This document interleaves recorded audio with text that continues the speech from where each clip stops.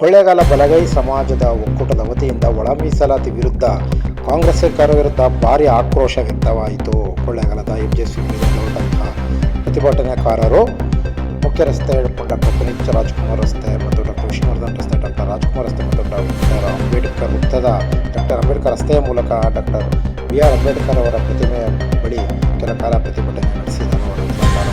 ತೆರಳಿ ಮನವಿ ಪತ್ರವನ್ನು ಸಲ್ಲಿಸಿದರು.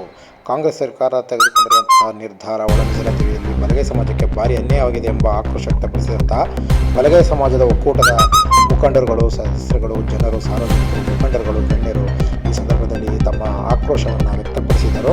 ಮತ್ತು ಇದೇ ಸಂದರ್ಭದಲ್ಲಿ ಪಟ್ಟಣದ ನಡೆದ ಬೃಹತ್ ಪ್ರತಿಭಟನೆ ಮೆರವಣಿಗೆಯಲ್ಲಿ ಅಪಾರ ಜನ ಕೊಳ್ಳೇಗಾಲ ತಾಲೂಕು ಮತ್ತು ಹೊನ್ನೂರು ವಿಧಾನಸಭಾ ಕ್ಷೇತ್ರ ವ್ಯಾಪ್ತಿಯಿಂದ ಬಂದಿದ್ದ ಅಪಾರ ಬಲಗೈ ಸಮಾಜದ ಮುಖಂಡರುಗಳು ಮತ್ತು ಮಾಜಿ ಚುನಾಯಿತ ಪ್ರತಿನಿಧಿಗಳು, ಹಾಲಿ ಚುನಾಯಿತ ಪ್ರತಿನಿಧಿಗಳು ಸೇರಿದಂತೆ ವಿವಿಧ ಭಾಗದಿಂದ ಬಂದಂಥ ಅಪಾರ ಜನರು, ಮಹಿಳೆಯರು, ಮಕ್ಕಳು, ಯುವಕರು, ಡಾಕ್ಟರ್ ಅಂಬೇಡ್ಕರ್ ಸಂಘದ ವಿವಿಧ ಪದಾಧಿಕಾರಿಗಳು ಸೇರಿದಂತೆ ಅನೇಕ ಮುಖಂಡರುಗಳು ಈ ಸಂದರ್ಭದಲ್ಲಿ ಭಾಗವಹಿಸಿ ಸರ್ಕಾರದ ವಿರುದ್ಧ ತಮ್ಮ ಆಕ್ರೋಶವನ್ನು ವ್ಯಕ್ತಪಡಿಸಿದರು.